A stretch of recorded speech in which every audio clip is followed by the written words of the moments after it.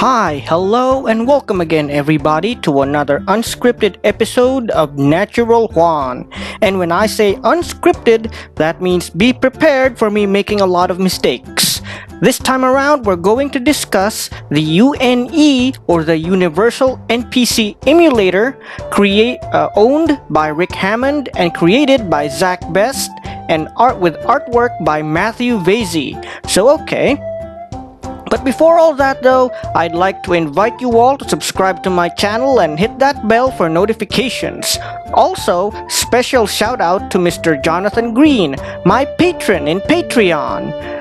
And if you would also like to support my channel and what I do here, you can check out my Patreon information in the description below, along with the PayPal and Gcash account in case you just like to make a quick donation. So okay, with all that out of the way, UNE, or the Universal NPC Emulator, owned by Rick Hammond and created by Zach Best with artwork from Matthew Vassey, is a way for GMs to quickly make a new NPC, or if you're playing a solo game, so you can make a quick NPC for yourself, your group, or your game.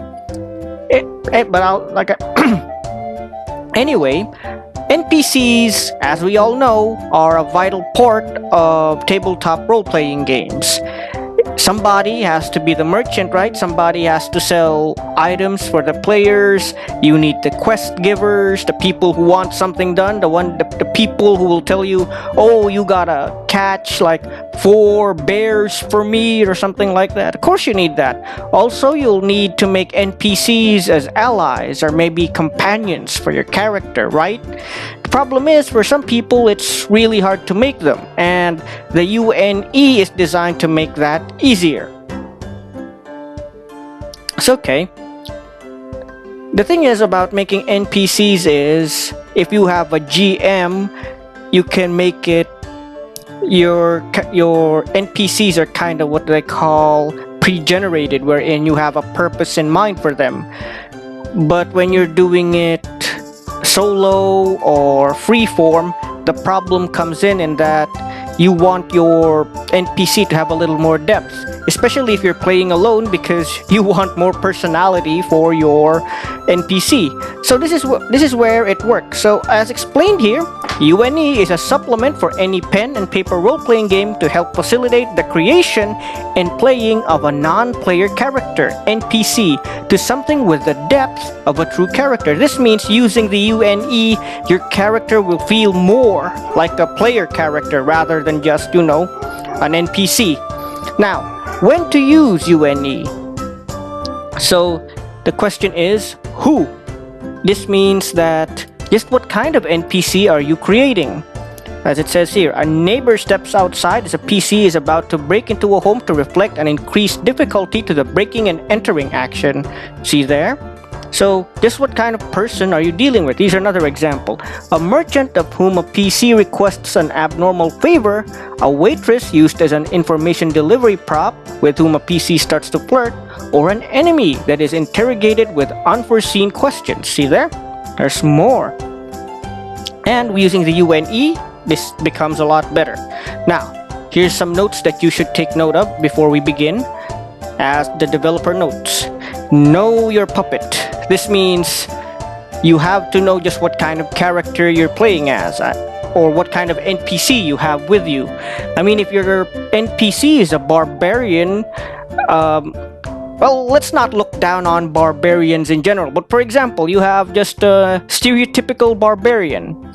You can't really expect him to be smart, like you can't expect him to have a high intelligence score, right? So, the same can be said for a wizard. You don't want to look down on wizards. Maybe you have a wizard who's actually very strong and loves to fight, like Harry Dresden from the Dresden Files. You can also have a smart barbarian. I mean, Conan the Barbarian wasn't exactly dumb, he was pretty smart too. But you will rarely think that a wizard is physically strong, right? So know your puppet. Know what kind of NPC you're dealing with. If you want him to be the exception to the rule, that's fine too. But make sure you know just what kind of NPC you want. You can't have the wizard suddenly fighting by picking up a battle axe and you can't have the barbarian suddenly out of nowhere start reading a book and reciting poetry to you, right? That would make sense. Again, that ties in with the first statement. Context is everything. See, context, context, context. So very soon we'll be seeing some tables and charts that you can roll dice on to decide on what kind of character you're creating. But not all of the words will fit. So it says here like, a sorcerer in Stars Without Number might be a theoretical astrophysicist who makes gadgets out of those theories. See, since sorcerers don't exist in a sci-fi setting like Stars Without Number, and then in Vampire the Requiem, a serf might be a blood doll and a thug might be a ghoul. See? Just stay within the context of the game. If it's science fiction, then try to think of its fantasy counterpart. If a fantasy choice appears, for example, like wizard or sorcerer here, try to think of their sci-fi counterpart. Just think of their counterparts in their respective settings. There's no need to take everything literally. Next is the rule of negative interference. This just means that not all the words or not all the stuff that comes up through dice rolling is essential. You might have to throw out some of those terms to make things fit better. So if it doesn't fit the narrative or it doesn't work with your story, feel free to throw it out. Next, story creation is you need to make the NPCs, like if you can anyway, you should try to make them interconnected to make it easier for your story. It's all about making everything work. So next, let's move on with the actual steps and how you do this. The NPC creator. This is what you'll be doing, and I will make a demo out of this. So, determine any preconceived facts. So, you already have an idea for an NPC, right? He could be a merchant, he could be a quest giver, he could be an ally companion, or maybe even all three at once. You never know. So, okay, I'll make a simple character. So, we'll make the town... Nah, not town mayor. Okay, let's make him a peasant. A farmer of sorts. It's okay. Next, we'll have an NPC modifier. We'll use determine what the NPC is. We have to determine a personality for him. So we're going to use dice. So the first table is the modifier table or adjective table. 32. Let's see what 32 is. Helpful. Hey, it's off to a good start.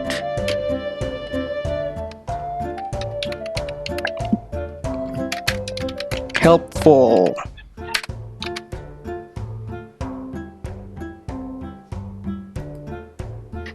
Okay. Let's go on with the next table, the noun. What kind of person he is. Remember, like I said, don't take it literally. 59. What is 59? Apprentice. Helpful apprentice. Next, we'll have to determine his power level. Although this is optional, you don't need to use this all the time, okay? So, but we'll use it just for the sake of this. Just for the sake of this demo. So, okay. Let's start at standard. Let's just say you meet this peasant during your quest. So, standard 3. 6. Comparable. This means that he is at the same level as your character. Next, we'll move on to the motivations. What gets your character moving? We have to roll for this 3 times to give them 3 motivations. What are their goals in life, right? Okay.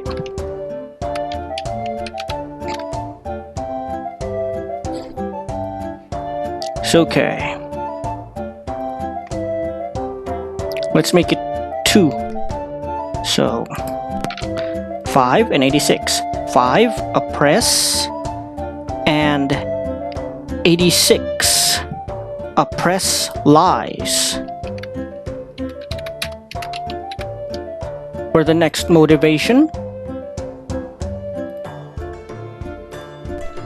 86 and 13. What is 86? Refine. Medicines. Refine medicines. Next.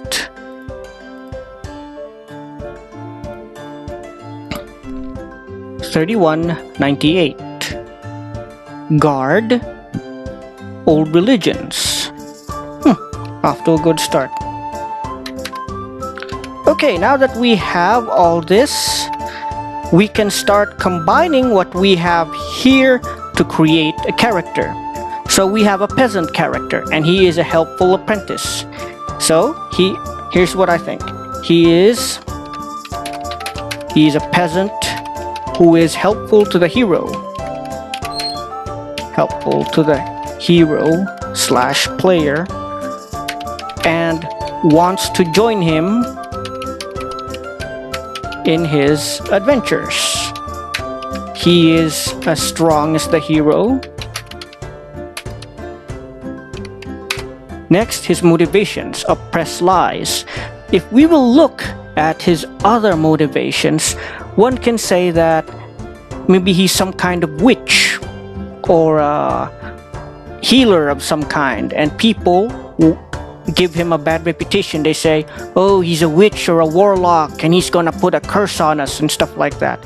So his first goal, oppress lies.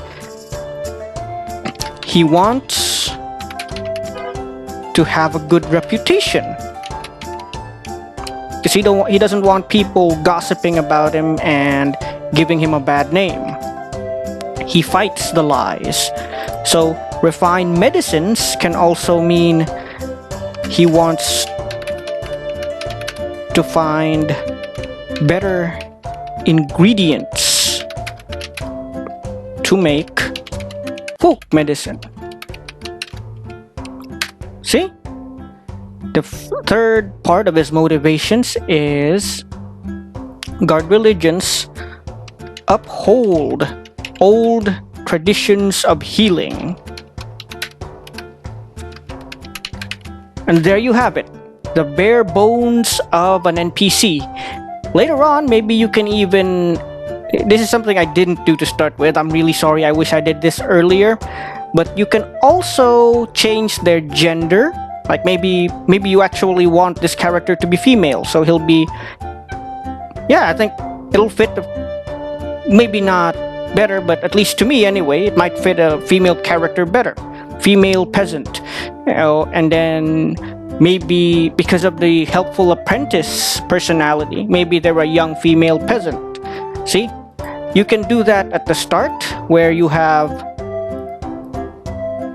preconceived facts about the NPC. See, I didn't think about that too much. I only said he's a peasant. Though right now, I wish I did put in some more. But yeah, you can do that at the start. So all this will mix together to make your NPC just like a player character. So yeah, that pretty much sums up the universal NPC emulator for you guys. And if you like that, feel free to subscribe to my channel and hit that bell for notifications. Also, if you want to support my channel and what I do here, I do have a Patreon account, and I also have a PayPal and Gcash account. You can find it in the description below. So, thank you for all your support, guys. I really appreciate it.